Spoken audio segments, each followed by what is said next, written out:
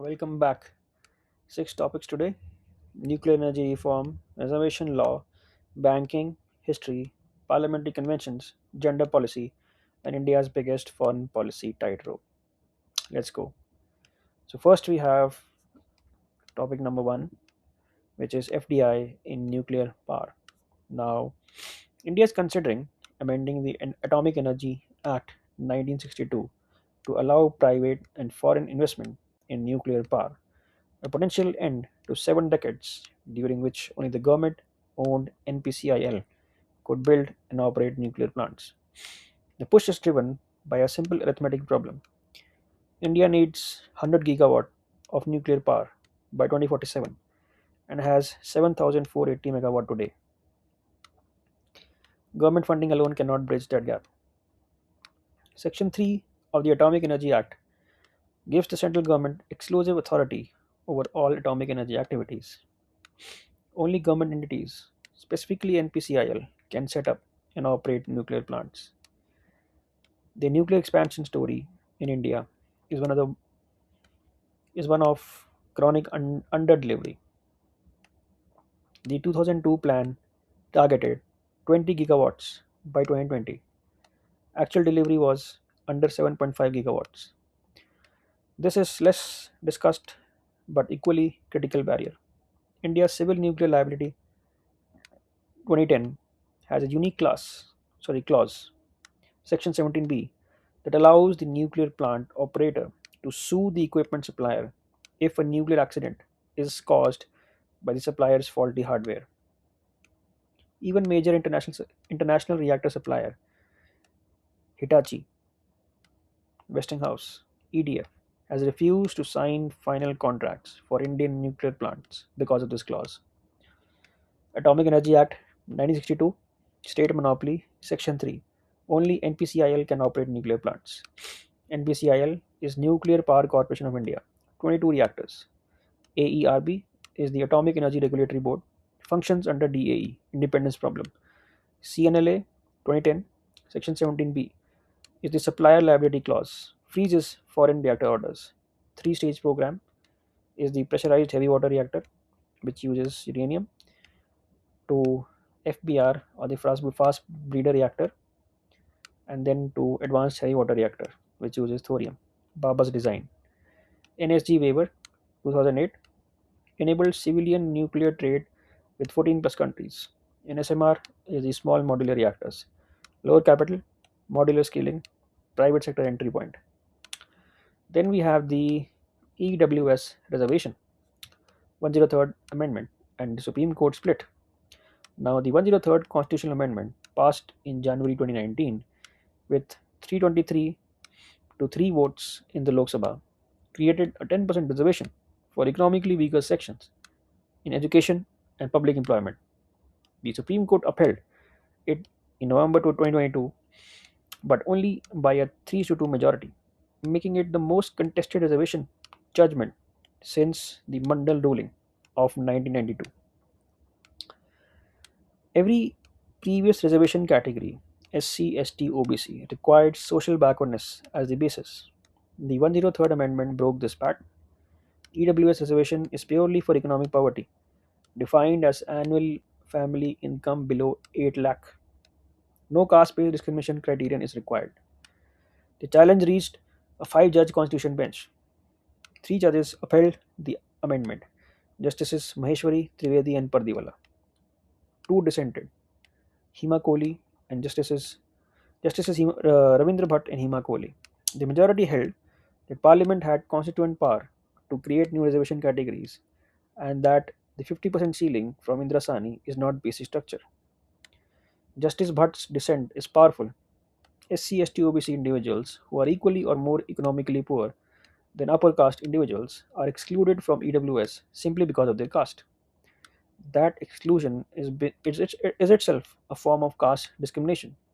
In reverse, 103rd Amendment 2019 is Article 15 plus 16, 10% EWS reservation.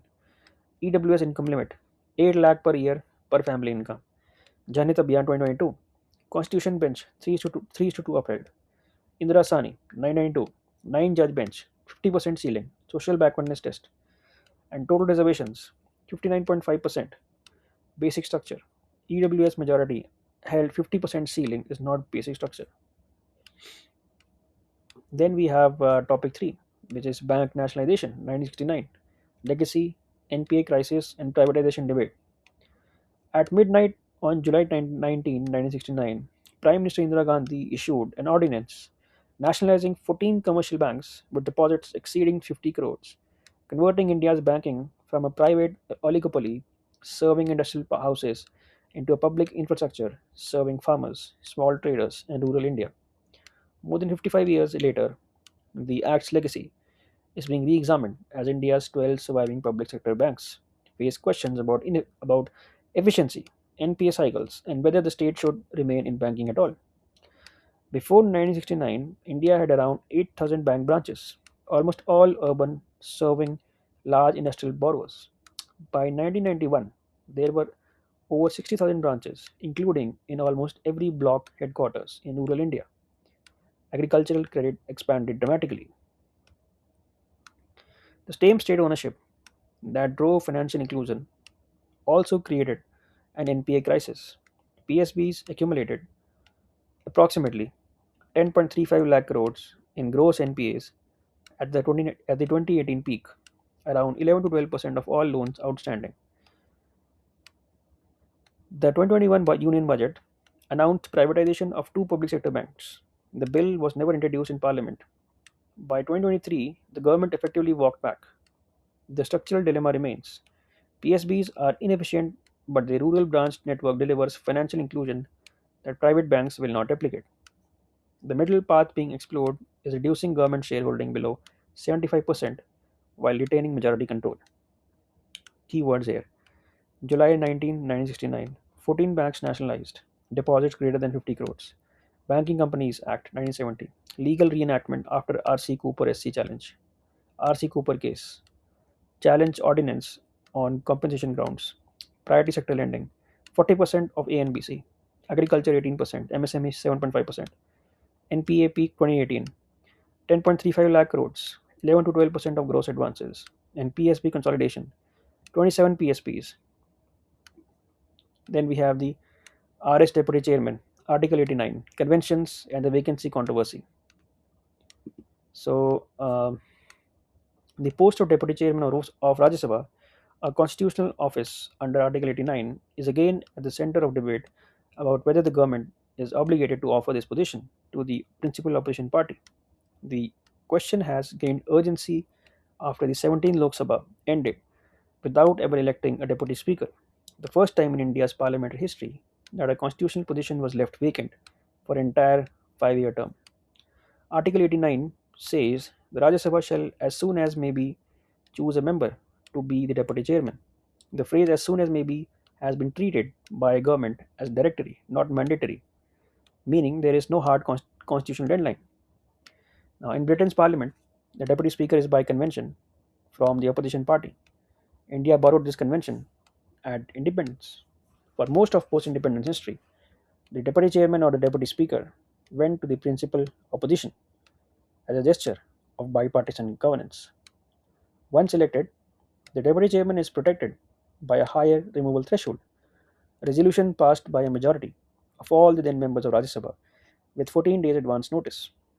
This is not a simple majority of those present and voting. If RS has 245 members, you need 123 votes, regardless of who is in the chamber that day. Article 89 is RS shall choose a deputy chairman as soon as may be. Article 90 is removal. Majority of all then members, 14 days notice. Article 93 is Deputy Speaker Lok Sabha, identical structure. Chairman of RS, Vice President of India, ex officio.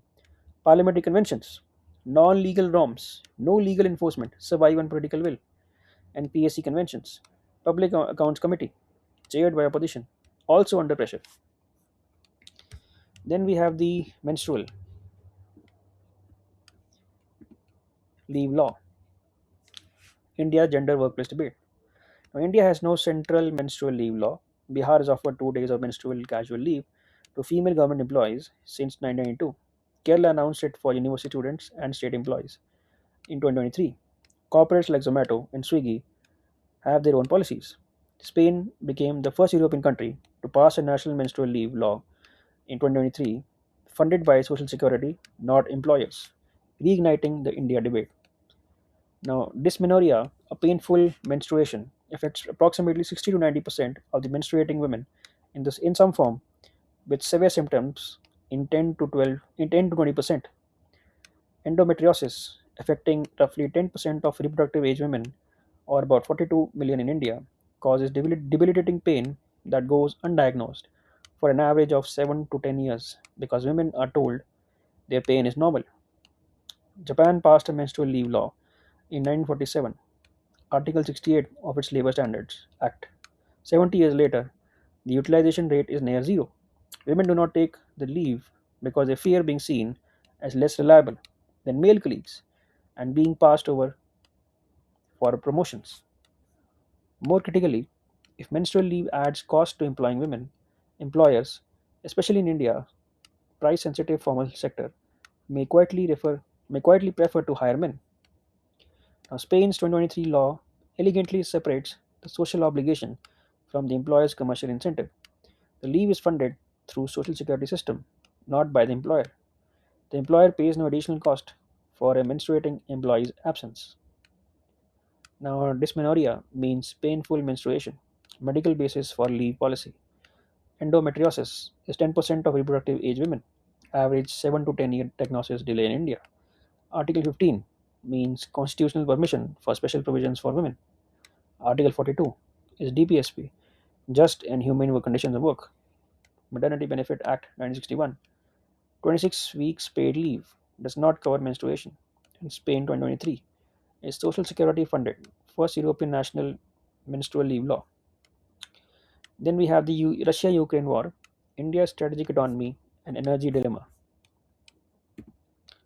So, Russia's full scale invasion of Ukraine began on February 24, 2022, and India's response has been consistent ever since. Abstention at the United Nations, record purchases of discounted Russian crude oil, high-level visits to both Kiev and Moscow by PM Modi, an articulation of a peace framework that names no aggressor. In 2026, with ceasefire negotiations ongoing, India's positioning is being scrutinized by all sides. India abstained on February 2022 UNSC resolution, the UNGA resolution demanding Russian withdrawal, the UNGA vote suspending Russia from the Human Rights Council, and every subsequent major vote. India has never voted no, but has never voted yes either. The stated reason is non alignment. India believes in territorial integrity and the UN Charter, but will not join Western led coalitions against Russia. The stated reason is structural. Russia is still the single largest source of India's military hardware. Before the invasion, India imported less than 0.2% of its crude from Russia. By 2023-2024, Russia was India's top crude oil supplier, providing 35% to 40% of India's total imports at a discount of $10 to $15 per barrel, below Brent prices. India's total savings run into billions of dollars annually.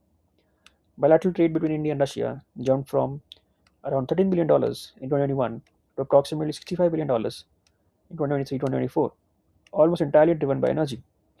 India bought the S-400 Triumph air defense system from Russia in 2018, a $5.4 billion contract. The US cartel law threatens sanctions on any country making significant Russian defense purchases. India has not been sanctioned.